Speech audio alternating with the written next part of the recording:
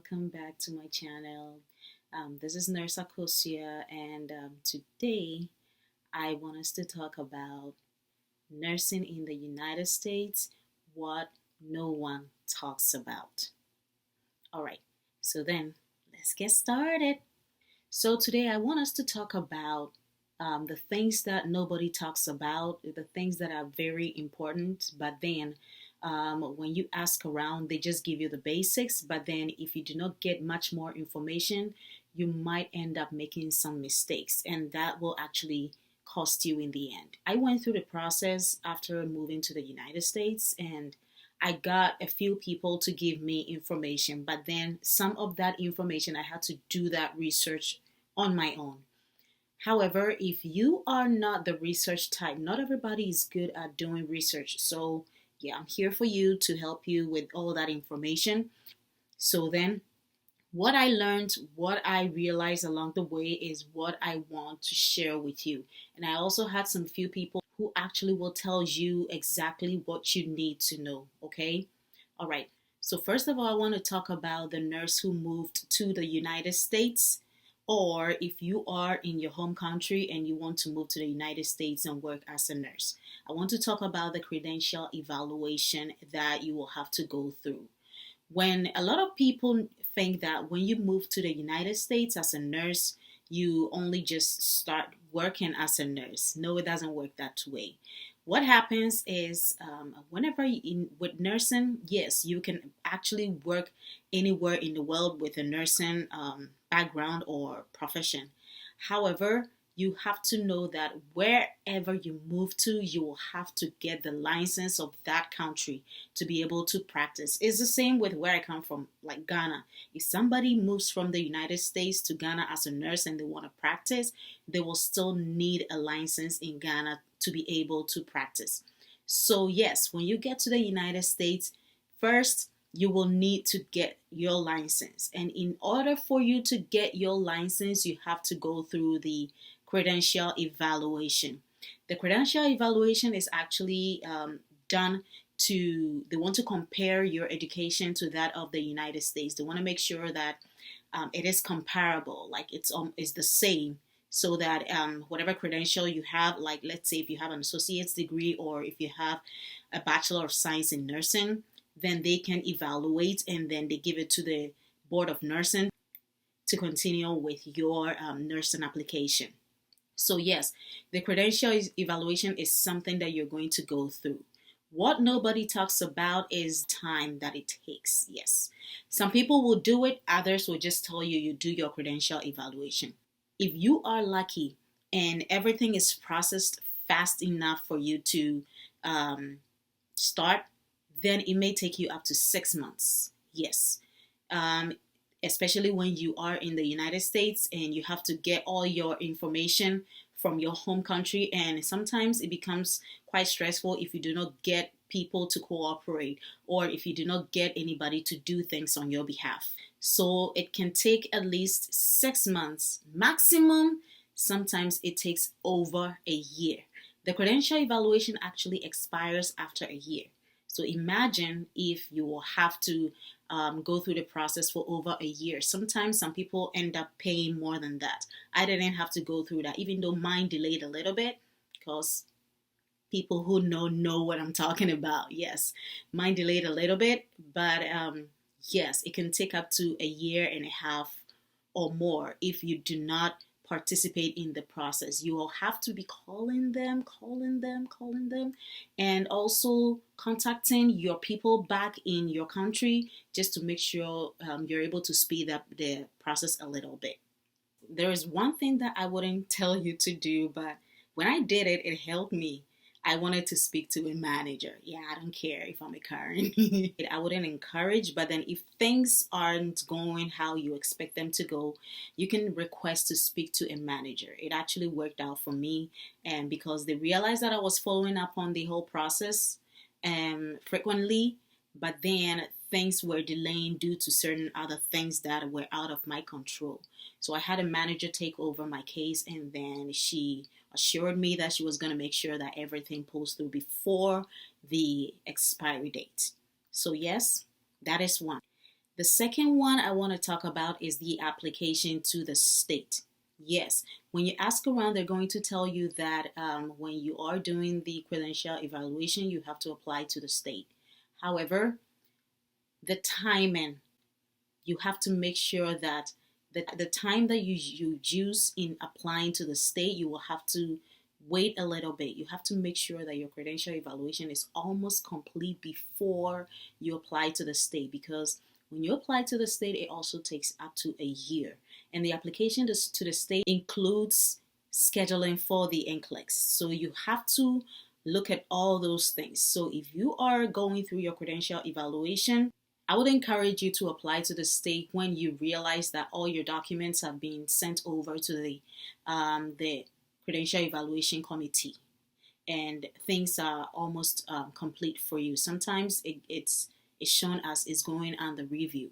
Then you apply to the state, or you can wait and yeah, if it's in the middle or maybe almost getting to the end of the credential evaluation, then you apply to the state so that when they're completed, they can also send it over to the state that you prefer to go to.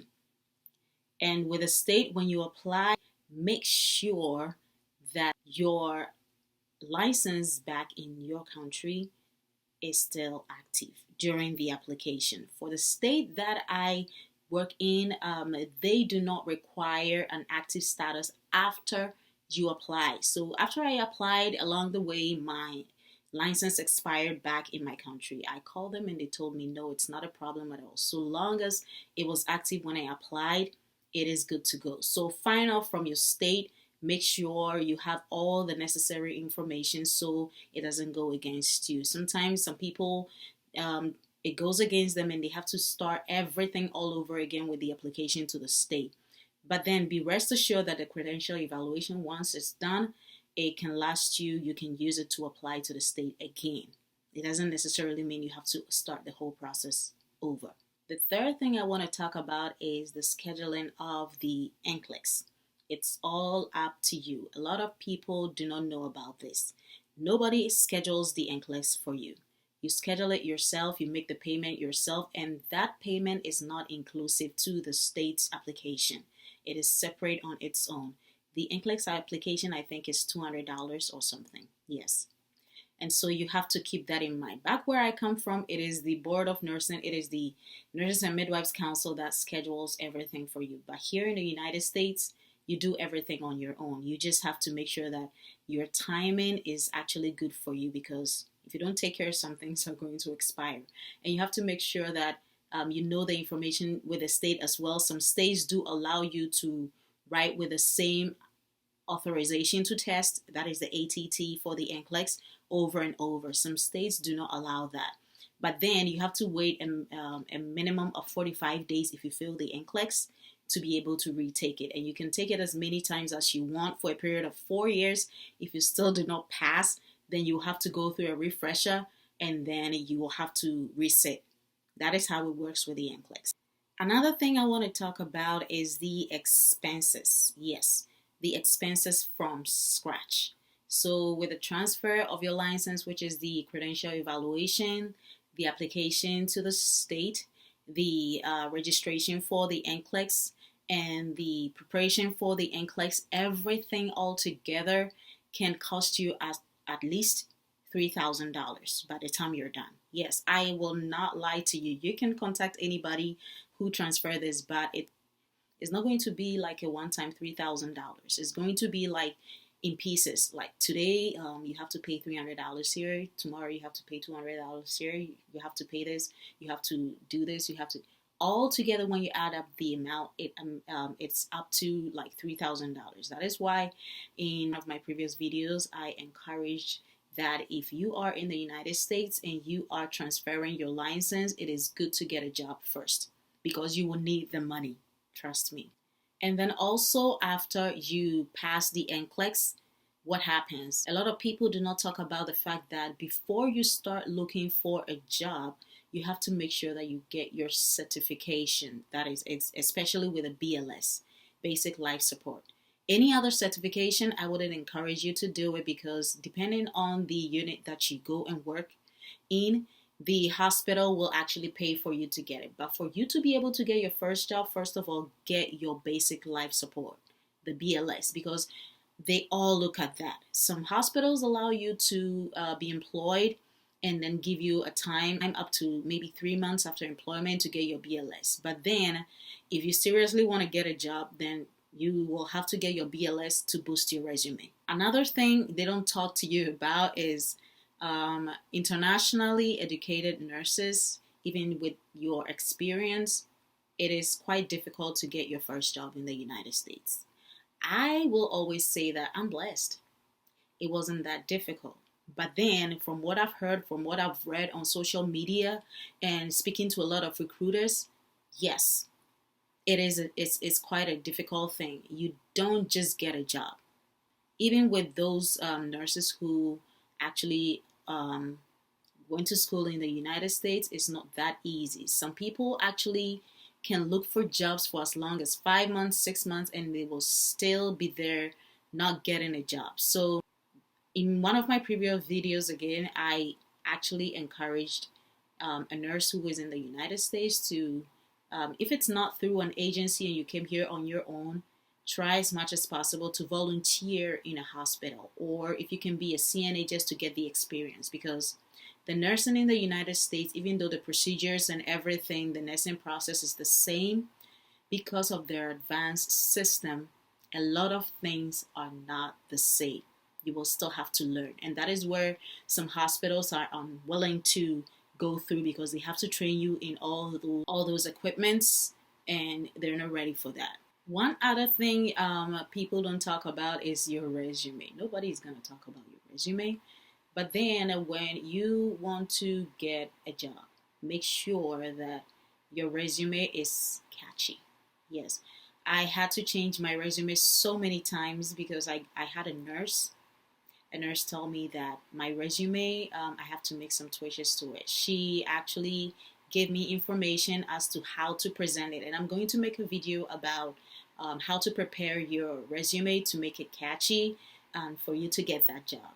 So this is what I want to talk about. If you have any questions, you can put your questions down below, or you can go to my website and then you can email me through Contact Me, and I will be glad to assist you. And if you haven't subscribed, kindly hit the subscribe button. To all my subscribers, thank you for subscribing to my channel, and stay tuned for more videos and more information regarding the entire nursing process in the United States. Have a great day, and bye-bye.